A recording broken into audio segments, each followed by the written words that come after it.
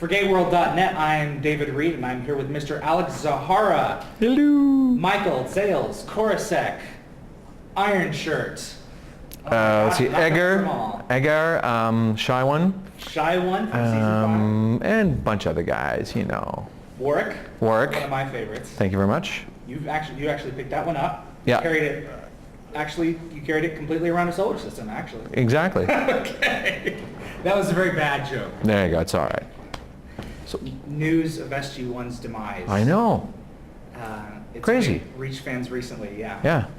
How do you feel about the show being canceled? Well, it's a bit of a bummer because it was like, seriously, it basically helped me get my career started, right? Really? Oh, yeah. Well, Stargate, that was the first, no, it was the second guest lead I'd ever done in TV, was when I played Zales. A little story I should have maybe told out there was I actually auditioned for an episode of Stargate before the first one that I did and got it. But what had happened was Carol Kelsey, who I work with now, I don't know, apparently there was a bit of mistake in timing or whatever, but she didn't get back to my agent in time. So, but it was a good thing because there was another show phoned up just after her and said, look at the Sentinel TV show, said, we loved Alex, here's the days, here's the money, we want him. And my agent said, Ken Walker said, okay, that's cool, but Stargate has first dibs because he auditioned first and they're interested. I got to give her 24 hours. So called back and for whatever reason she didn't get the message or this or that happened. They didn't get back, so we went with the other show. They phoned up the next day saying, okay, so here's what we want for Alex. And he said, look, I'm sorry, I had to... Yeah, and oh dear, like, oh boy, you know, like thinking, oh, I'll piss somebody off, pardon the language, but you know, whatever. Anyway, long story short, in the end, I was supposed to be an alien in that with big makeup, but Jillian Barber, I believe, ended up playing that character, and they just put a little veil in front of her face. So here's the deal. Had I got that gig, who knows? Because you would see my face the first time. They may have been reluctant to bring me in for anything else. For Michael. Especially. Yeah, especially, or anything else. And who knows what would have happened. So it was actually a gift that there was a little mistiming there, because I may have done one episode, you never would have seen me again. I know. So there you go. Ben Browder was supposed to play Amanda Tapping's love interest in season 7. Lo and behold, he's now Cam Mitchell. There you go. So fate just has a funny way of working. Yeah. What episode was it that you didn't make? Do you remember which one it was? Or the plot? Something about the keepers or the guardians or something. It was only... Gamekeeper. I think, was it the Gamekeeper? They were in the video game. Was that one with Dwight Schultz. Dwight Schultz. But was there people, I can't remember right now, it's been so long. Suffice to say, Jillian Barber, we'll have to look it up online. Yeah. She played the character, and they had just little veils in front of their faces. Yes, that was the Gamekeeper. Okay, there you go. So that's the one. I should have gotten that. Yeah, it was trivia. Anyone? Oh, no, I was kidding. They had a big trivia contest earlier. I had my one trivia question. We'll talk about it later. There you go. You've repeatedly stated that your favorite character is Korosek. Pretty much, yeah. Iron Shirt, yeah. Yes. What was appealing about this character? Well, I mean, he was standing up for his people. He was fighting for what was right. He put the time in. They lived under tyranny and slavery, and you know, his people. He overcame a hell of a lot of odds, if I may, you know, to have freedom, to be able to, you know, be self-determined, you know, like most of the free and democratic countries like the one I'm sitting in right now. America, you know, and I've just been across Europe here too, so it's interesting you say, like the French, the Revolution, like, you know, and all the freedoms and the amount of sacrifice people have fought for over the years. And that was why it's my favorite character. Also reminding, I was in the catacombs in Paris, and the millions of bones of the people. But you think about that. In the episode that I did play in Korosek there, Enemy Mine, well, think of all the, that's what I did. I thought of all the people, all the Unas, fellow creatures that died under the tyranny of the GateWorld, etc. So that was a big motivator. And when these guys come in, I'm sorry, but SG-1 and my character might as well be a GateWorld. We were never going to be, you know, trodden over by another people. So well, they're encroaching on your territory. Absolutely. Not only that, they're cutting it up. Yeah, exactly. And going into basically our tombs, our catacombs where our dead are buried, you know, and there's no messing around here. You know, some things are sacred. There's got to be a little black and white at some point in the world. Everybody has a little line in the sand. Well, that was ours. And I was also, I failed to mention, but I was like about 10,000 other aliens, because they had us all play like the four of us that were the big four aliens in that episode. It was me and Tyson and my friend oh God, Wycliffe Hartwig, 6'7", you know, and then Patrick Curry. We were all like, and then there was, I think there's one or two more, I can't remember, but they us all come up and go rah, rah, rah, all the way down the line. all the way down, but behind green screen. Yes. And then we did it a bunch of different times, changed weapons, did this, and then they just like, you know, digitally created more of us. So. And that wasn't the first time you did that. No. That was Beast of Burden. Yeah. Where you played another Unas who was also under oppression. That's right. Shaiwan. One of my favorite characters. It was barely in the limelight. Thank you. It was a great character. Do you know who I based him off of? No. Fiddler from Roots, Louis Gossett Jr.'s character. Really? Yeah. Old slave who'd been around in the system for a long time, was used to it, and he'd found his way. You know, he found his way to make things okay. You know, because if you're a slave, you're never going to be, nothing's ever going to be good or great, but things are going to be okay. And that's what I based it on. I was basically doing Fiddler. You know, thank God I'm old enough that I saw it when it first came on. So. Michael is probably the one that you're most remembered for. Right. Would that be fair, guys? Oh yeah, for sure. Is there anything about the character that resounds with you even today? Oh, huge. Like, see, that's the thing. Like, it's hard because you look at the people say about. Like I said earlier, some people boo-hoo and criticize sci-fi for being sci-fi, and whatever. Other actors who just can't get their heads around the fact that these are characters with desires. You'll edit that, won't you? With desires, wants, and needs. I'm just speaking too fast because I got a lot of thoughts to get out, and my mouth gets behind my brain. So anyway. With Michael, like his thing, I know he was my favorite episode and character for years because, you know, he had throughout the episode he didn't want to go to war. And it was about the Vietnam War and, you know, the right or not about that war. And his character said, or my character said, like, you know, I don't want to go to war, I don't want to go to war. He said that 2 or 3 times, and at the end I said to Charlie Carell, God rest his soul, I believe he's passed away now, Charles Carell, he directed it, and I said, look at Charlie, I don't want to, and my character, I don't want to say that. What the thing is I don't want to kill anybody. Mm-hmm. And that's two completely different things. Exactly, and that's the key. And he said, let's do it. You know, we'll try to get permission, but we'll do it both ways. Mm-hmm. Once the way you have it, and once that way. And we'll go with whatever works, right? And they went with my suggestion, and they kept it that way. Because that was the truth of that character. I mean, writing is great, and the writers, I totally respect their work, don't get me wrong. Mm-hmm. But when you inhabit a character and things start coming up, if the word comes up naturally or something happens naturally, then that's coming from your character. It's not you, it's not your ego, it's from the character's needs and wants. And that's my job as an actor, is to service the needs and wants of the character, and then I service the needs and wants of the show. The writer, the producer, the director, everybody. But if you remain true to what your character needs, then you can't go wrong. And that was the first one, I think the first time I ever stood up and just said, look, I can't say this line anymore. I've got to say this. And it worked. Did you record the other line of dialogue just in case? We did, just in case. But Charlie was like, even before we got permission, Charlie was like, let's do it. Let's focus on this one. Yeah. Good. So. You've done so many characters. Which do you wish you could have developed more? Oh boy, we always wish you could develop more because you do one episode, right? And yeah. You know, you're in and you're out. And episodic television for you. Yeah, and you don't have a lot of time to rehearse usually.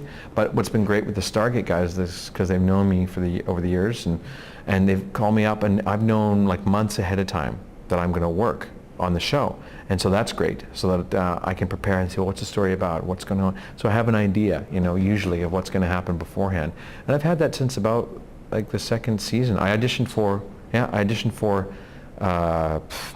Zales. Yeah. I auditioned for, they actually called me up and said, hey, would you come in and audition? I was doing a play in mid-northern British Columbia, getting my stage actor equity card.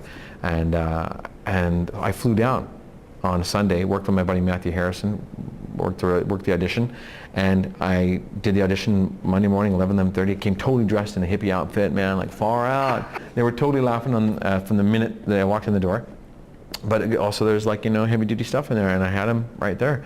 I flew back to Prince George. I landed at 4:30, got a call at 5:30. I was the number one choice. As I'm leaving to the theater to do the show, 6:30 I get the call, you got the job. Wow. Yeah. That's and great. Ever since then, I've not really had to audition, but they've written episodes with me in mind, and that's just amazing, you know. Zales and Michael, and now you're a shoe-in regular. Well, yeah, shoe-in regular, but you know, I did a fair amount of that, so yeah. But it's been great, you know what I mean? Like, 'cause how many shows, unless you're a regular, that doesn't happen. Right, exactly. Yeah. And only a handful of actors can say that they've worked on SG-1 as much as you have. Yeah. So, I think, are you the only actor who has worked as many characters as you have? I think so. I'm not certain of that. I think Dion's done a fair amount, but I've surpassed him because I know that I've done more episodes than him after that, and he's been off doing other things. And I played his character who was unavailable. He played Boromir in the stage version of Lord of the Rings.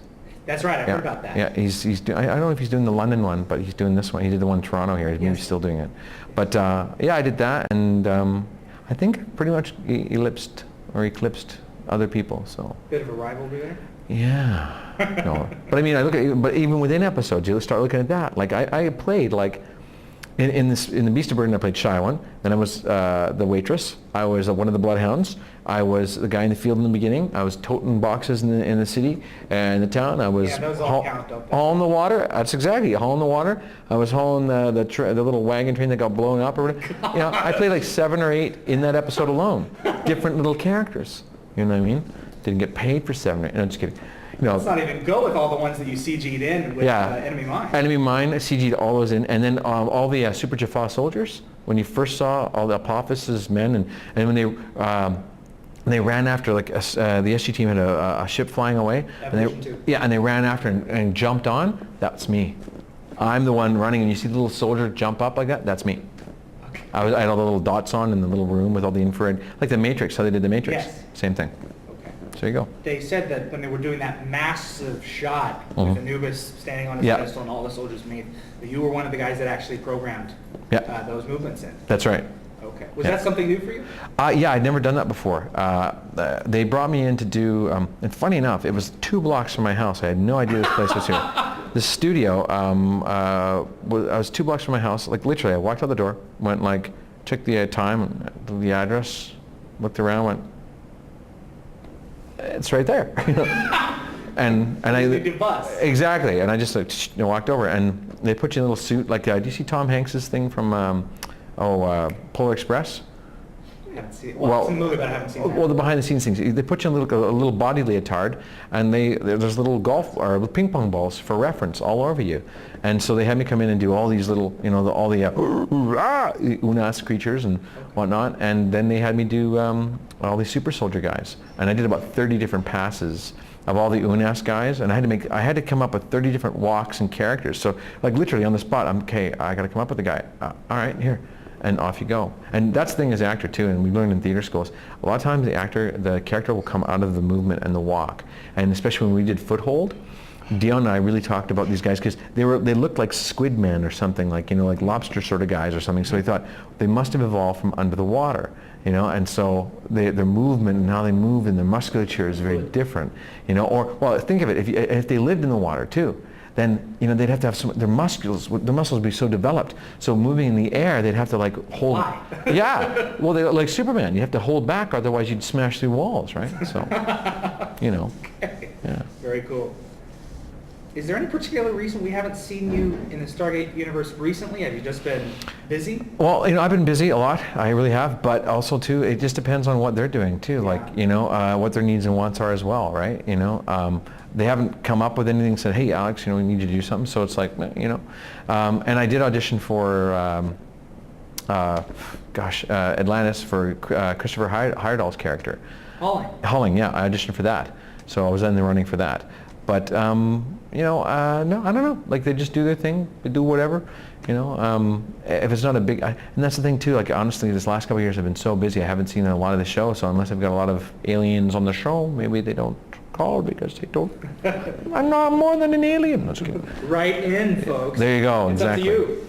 But no, but I've been doing other stuff and whatnot too, so it's kind of good. But it's cool to see the guys working. And again, I just heard about the cancellation. I was in Europe, and it sucks. Pardon my language, but it sucks. Well, yeah. It's depressing because it's like I have a real emotional tie to the show because basically it got me going, and it's been my sort of bread and butter in some respects because I knew every couple of years or every year or so I was doing an episode or two, and it's your roots. It's my roots, my peeps. Yeah. So. Stargate. Yeah. Stargate, yo. Anyway. You've worked with a great many directors. Mm-hmm. on SG-1. Not Atlantis yet. Hopefully at some point. Exactly. Who's your favorite director to work with through Stargate? No, I was just kidding. There's two favorites, I have to say. Two favorites that I've worked with. I really like Peter and Martin Wood. You know, Peter DeLuise and Martin Wood. Because they're both great guys. You know, the two that stand out. Because I've also worked with them the most, but I've worked with Annie Mikita and Charles Carell, and I'm trying to think who else. Those are but I've worked with Peter and Martin the most. So, and they're fun, you know, they're fun guys, you know, it's, when you're in the trenches like that, 16, 18-hour days sometimes for us, you know, especially in the makeup, you got to have some fun on the set, and you got to have people that are supportive, and they really are. And I did Open Range, the Western, with Kevin Costner, had a small role in that, and I was doing Egar for Metamorphosis, and literally got a call on Sunday morning from my agent. They want you in Calgary tomorrow. I'm Stargate. Yeah, and I had agreed to shave my head. Oh. Yeah, and I was like, oh dear, what am I going to do, right? So I'd agreed to shave my head. So what I did was I said I knew, like, I had Peter's number, and Todd Masters, who does their makeup. He's a good buddy of mine. I just worked with him on Masters of Sci-Fi. And I said, like, I'll call Peter and I'll call Todd. You call the producers and let's see what happens. So I call up Peter, and he's like, and I tell him what happens, and you know, I'm supposed to shave my head. And he's like, do the freaking movie. We'll make it work. That's exactly what he said. It sounds like him. Yeah, do the freaking movie. You know, whatever. We'll make it work. I'm like, okay, cool. I called. This is for before Metamorphosis. I was supposed to do it, like this Sunday morning. I had to leave for Calgary the next morning and shoot that evening on the Open Range, the Western. Okay. Then the following week, I'm supposed to be on Stargate playing the bald dude, you know, Edgar, right? So, and I had to shave my facial hair for Stargate. Well, they wanted facial hair for the Western. So, hilariously enough, I don't shave my head. Todd Master says, hey, don't worry about it, we'll punt. Football reference, Americans, I don't know, just kidding. You know, American football, like, I went to a football game in the States, or a college game, 52,000 people. It's bigger than most cities that I've lived in. Anyway, I was like, you'll punt. Oh, I get it. Okay, so anyways, I'm on a plane the next day. I do a show, come back, they put a ball cap on my head. Dave Dupuis, who did like Pirates of the Caribbean, I think he did Jeffrey Rush's makeup, I'm not sure, but he did my bald cap. And when I came out, John Smith was there, and he goes, Alex, you shaved your head. What about the other movie? I said, John, it's a bald cap. And like literally, you had to get right up here to see it. So yeah, anyways, they're great guys. I've worked a ton with both of them, and I love them both. Egar. You get these characters who are under so much oppression. Yeah. You know, that was one of the great characters. Him and Woden. Woden, yeah. Really, they were good. They were good. Was there anything appealing about Egar's character? Oh yeah, a good mix, because you think about it, if you can see into someone's mind. Yes, that was his ability. Yeah, and you can see what they're really saying. I mean, that's a heavy-duty thing, because you know what your friends think of you. Yeah. Do you know? And and can you imagine having to live with that? But also, like, you know, he was also fearful enough from Nearty and whatnot. So we're probably gonna get kicked out. We gotta get kicked out in a sec. So the last, just to answer that last little bit there, living in fear and respect, and like, it's sort of like having faith. Well, imagine this: if you could read everyone's mind, and you met God, what do? You know? Okay. So yeah, there you go. So that's what really appealed. And we got to head out. Any other last? One more. Sure, yeah. What do you hope your roles that you have done, and any that you are about to do or going to do in the future of Stargate, what do you hope they bring to fans? Seriously, what I hope it will bring to fans is honestly a sense of humanity, because that's the biggest thing. People, again, actors sometimes poo-poo sci-fi because it seems so out there. But if the shows I've done help people, inspire people, if they give some entertainment and enjoyment, and maybe, you know, help. Honestly, I've had people say, like, some of the stuff I've done has helped turn their life around, and I'm like, wow. Because the day that 9/11 hit, I was doing Jeremiah. It was my first day on Jeremiah, and I thought, what the hell am I doing with my life? There are people out there dying. There are people out there throwing themselves out of buildings so they don't burn to death. And I'm making a TV show. And then I met people after that said they've thought about suicide, they've thought about killing themselves, and they watched Stargate. And I'm not making this up just for your interview. And this, I'm not going to name any names, but this one woman said this to me, and it saved my life, because I watched an episode and it just inspired me, and I was like, wow. And particularly one of the episodes I was in, and and I think it was 69, and she said about not wanting to kill anyone, and she thought about killing herself. And I was like, wow. So that's what I hope, yeah. If I can touch somebody, if we can touch someone, we can all be touched together and come together and just make life a little better. There's so much going on. Everybody needs to just take a chill pill. So.